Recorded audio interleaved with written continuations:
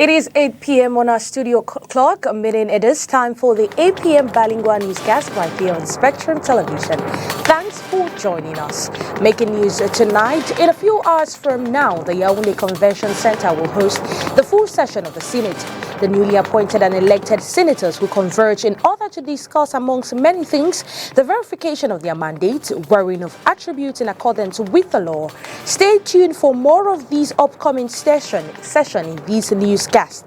Well, in religion, we talk Ramadan, how are traders coping with the fast. We will be leaving this fasting period for vendors through G. Lamanje, a tomato vendor here in the economic capital of Cameroon, Douala.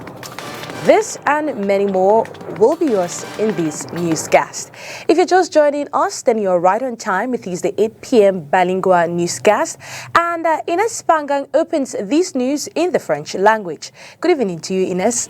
Bonsoir, vous, Onila Donette. Bonsoir, mesdames et messieurs, et bienvenue. Comme annoncé en titre, plus que quelques heures et le Palais des Congrès va accueillir la session de plein droit du Sénat, troisième mandature après l'élection du 12 mars dernier. Les 100 sénateurs nommés et élus seront réunis à Yaoundé demain pour, entre autres, vérification des mandats et port des attributs selon la loi. Les enjeux de cette session avec Olivier Bouzique.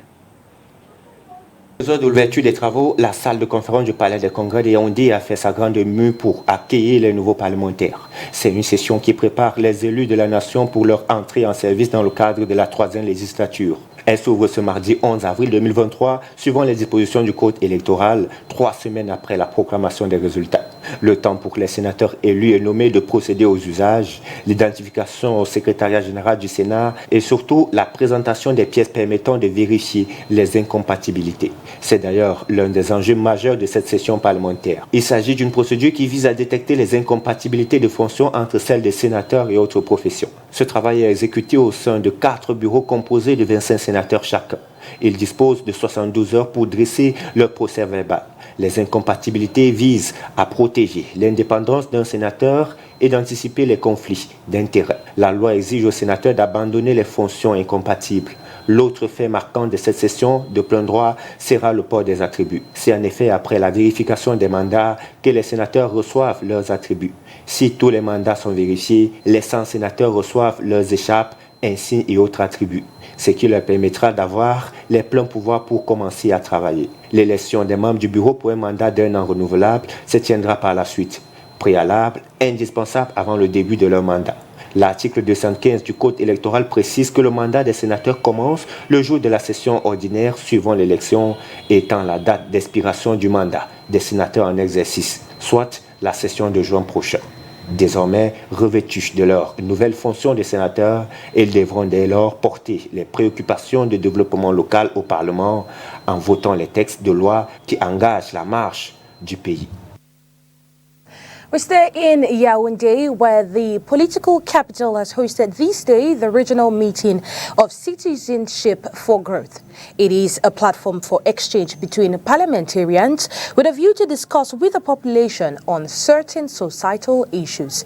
Let's listen to this excerpt as compiled by Olivier Bouzique. The priority of that parliamentary network of promotion of enterprises is to help our state to vulgarize the decentralization. So the group will go to Marwa to explain how decentralization can help our country to accelerate the growth and to reduce poverty.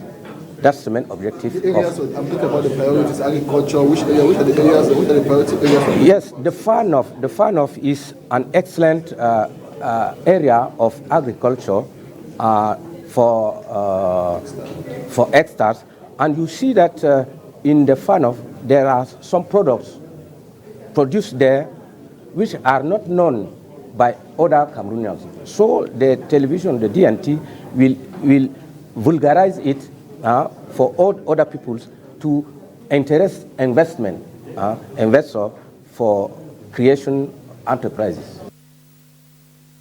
About Kumbar in the southwest region, where 1 billion CFA francs is the budget voted and approved by the board members of the Kumbar Council.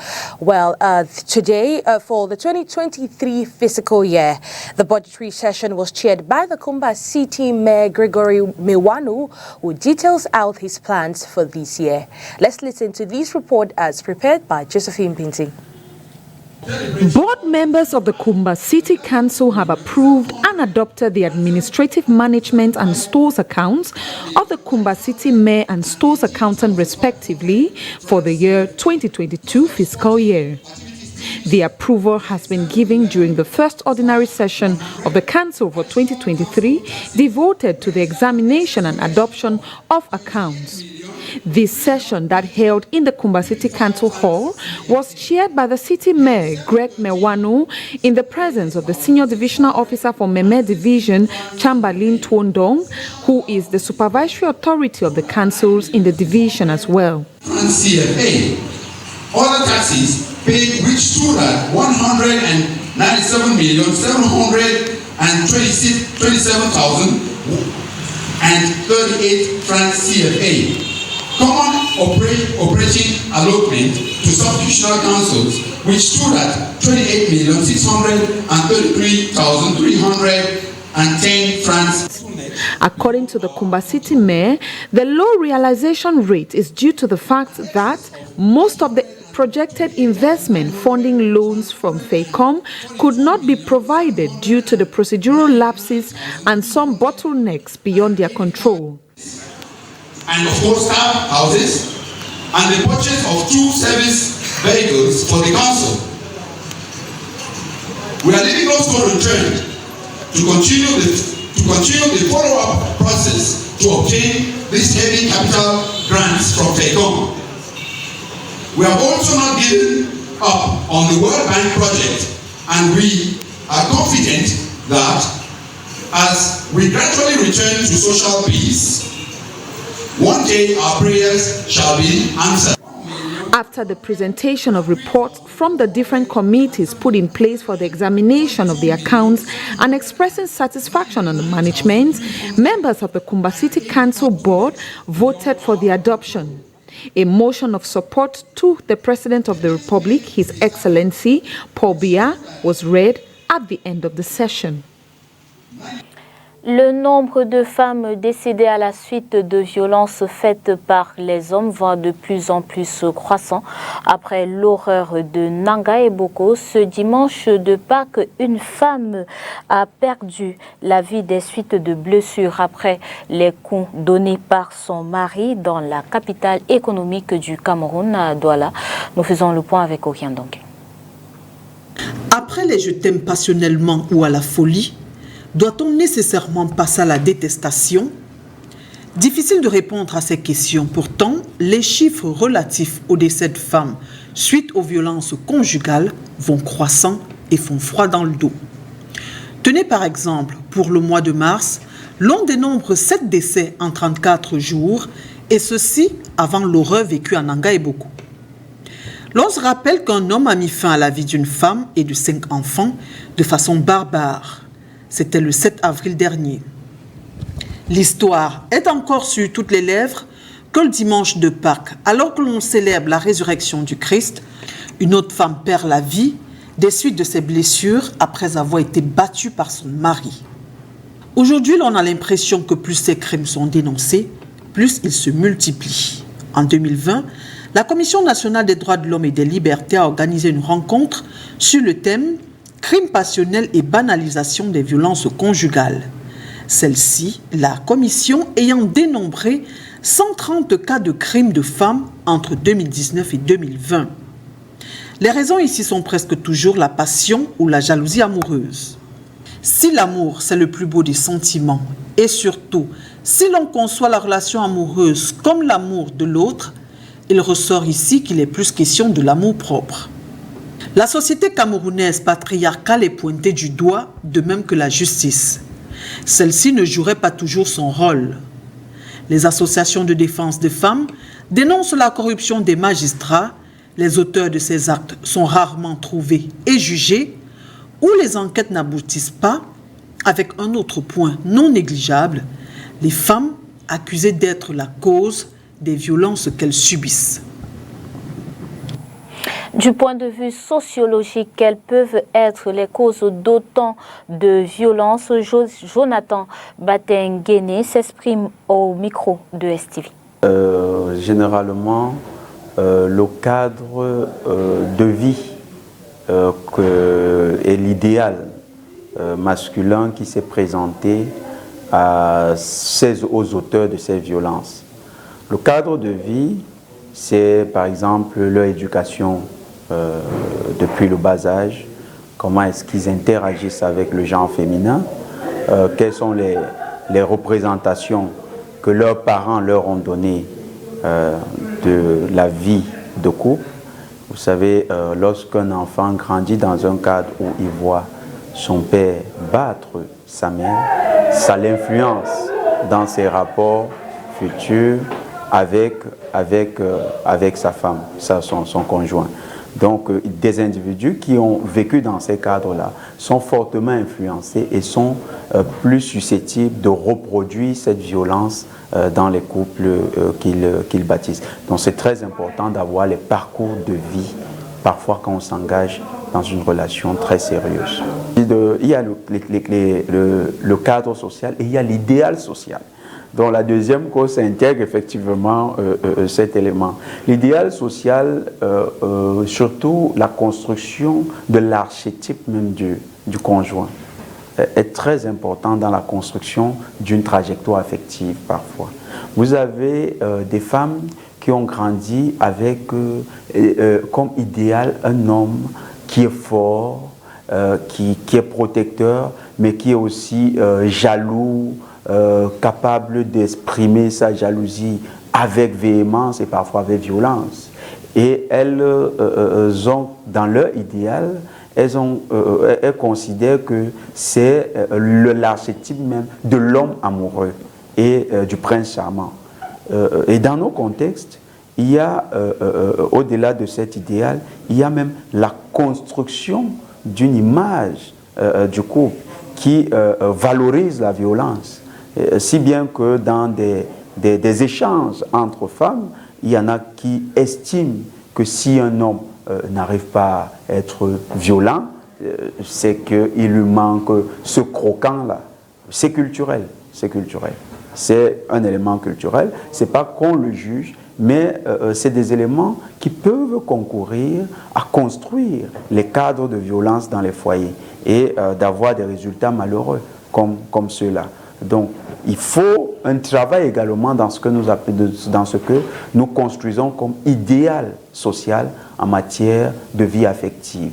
Est-ce qu'on veut être dans une vie affective normale, c'est-à-dire une vie affective où on est valorisé pour ce qu'on est, où le couple est respecté sur un ensemble de principes qui lui sont chers, plutôt que par l'expression de la violence des partenaires. Si on le souhaite, on devrait donc travailler à imprimer cet idéal-là dans les consciences. Et ça participe encore du cadre éducatif.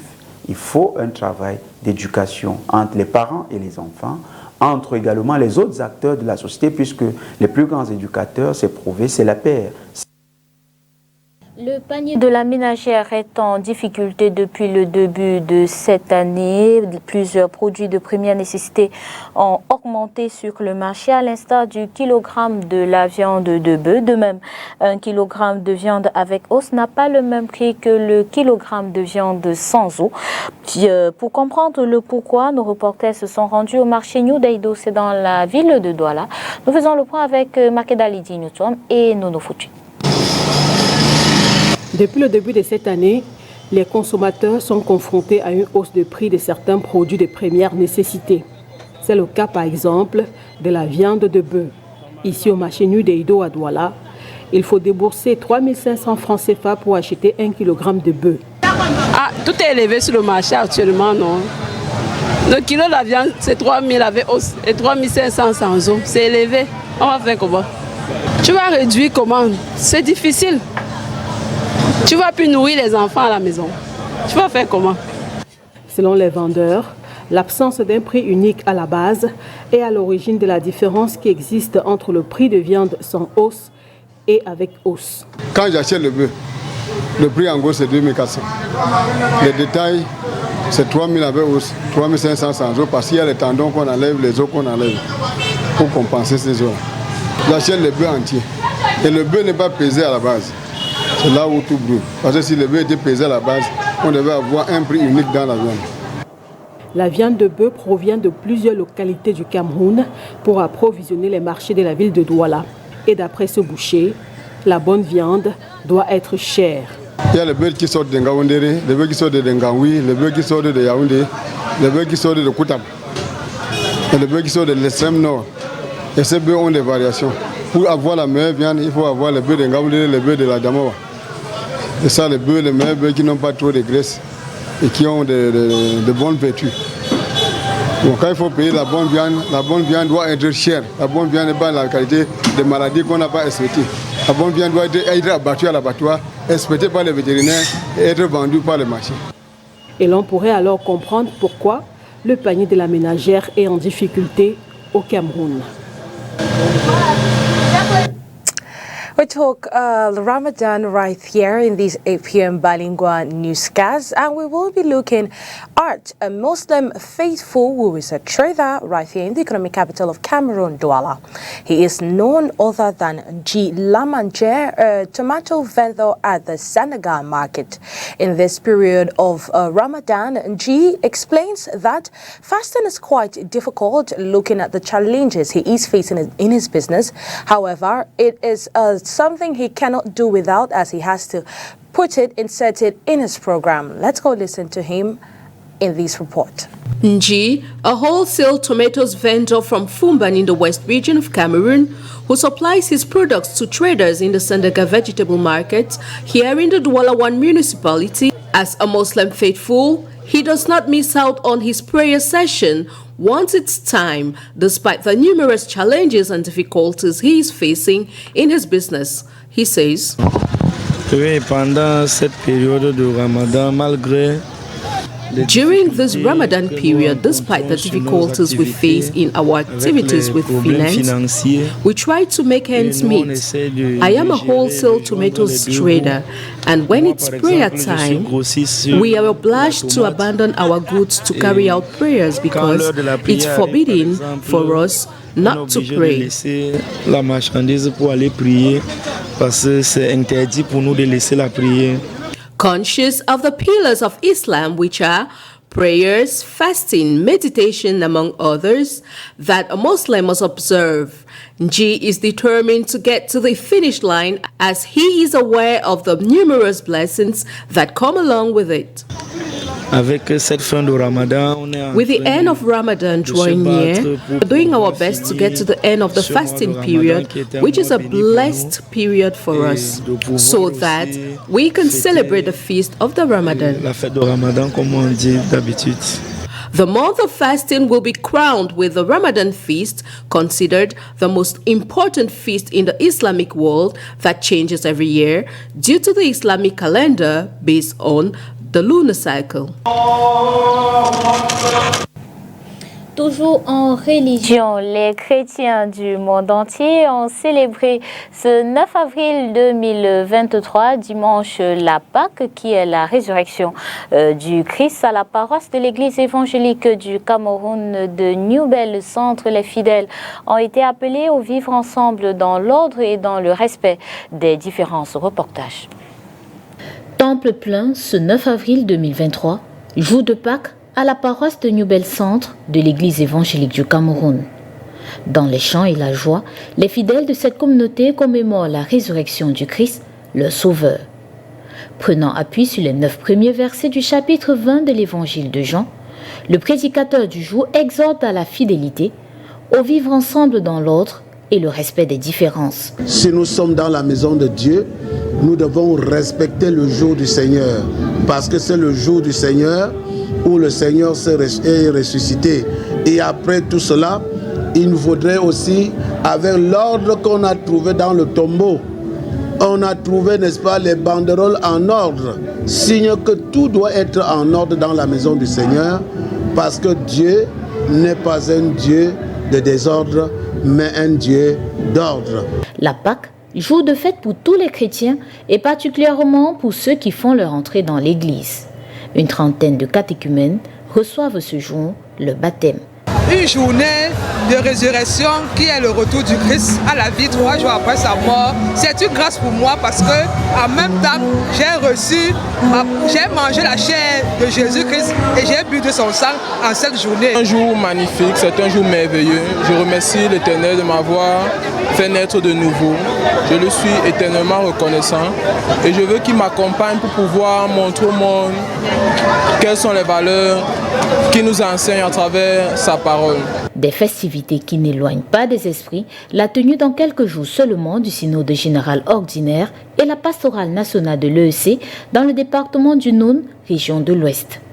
Le responsable de cette paroisse est un candidat à la présidence de la pastorale nationale. Si Dieu le veut et qu'il me donne cette possibilité d'occuper ce poste, je crois que je l'occupe pour une certaine possibilité, pour que je puisse avec les autres pasteurs qu'on mette un peu de l'ordre dans la liturgie de notre église, qu'on mette un peu de l'harmonie et que dans tous les cas la discipline puisse régner dans l'église évangélique à travers cette pastorale nationale. La paroisse de Nouvelle Centre de l'EEC est située dans le 2e arrondissement de Douala, région du littoral. Nécrologie, en bref, l'ambassade d'Israël au Cameroun a annoncé ce lundi 10 avril 2023 le décès de son Excellence Issi Yanouka. C'est l'ambassadeur de l'État hébreu au Cameroun en poste à Yaoundé qui officiait également en Guinée équatoriale, au Gabon, en Centrafrique et au Congo. C'est en février 2020 que l'ambassadeur Issi Yanouka est accrédité au Cameroun. Avant cette nomination, il était le directeur du département des organisations internes et des agences spécialisées au ministère israélien des Affaires étrangères et chef du bureau brésilien à la division pour l'Amérique centrale, du Sud et des Caraïbes. En poste à Yaoundé, il s'est employé à renforcer la coopération technique entre Yaoundé et Tel Aviv.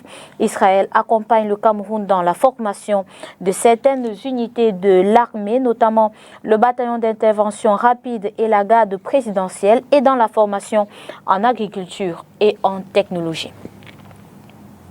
Dans la synthèse de l'actualité africaine, ce 10 avril 2023, nous irons au Tchad où l'ambassadeur d'Allemagne dans ce pays a été déclaré persona non grata pour non-respect des usages diplomatiques. Au Gabon, 21 personnes inculpées pour homicide involontaire dans l'enquête sur le naufrage d'un ferry.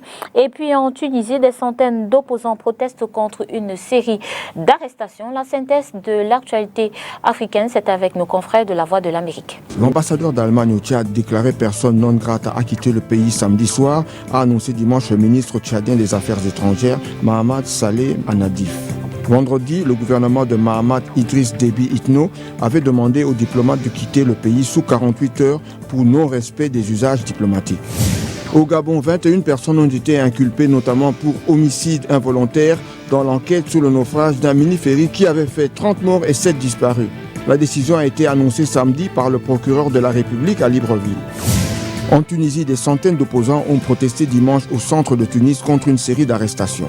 Les manifestants se sont rassemblés à l'appel du Front de Salut National, principale coalition d'opposition au président Kaïs Saïed. Au Burkina Faso, une attaque de djihadistes présumés a fait 44 morts dans la nuit de jeudi à vendredi, ont annoncé les autorités. Les attaques ont eu lieu dans 2 villages de la région du Sahel, une zone envahie par des groupes islamistes liés à Al-Qaïda et au groupe État islamique. L'ambassadeur d'Allemagne au Tchad. C'est ainsi donc que nous mettons un terme à cette actualité, à cette séance d'information bilingue sur Spectrum Télévision. Merci d'avoir été d'un autre. Disons-nous à demain. À demain, Onila Donet. Good night to you, Ines Pangang, and see you tomorrow. Good night to every viewer of Spectrum Television. See you tomorrow, same time, same station.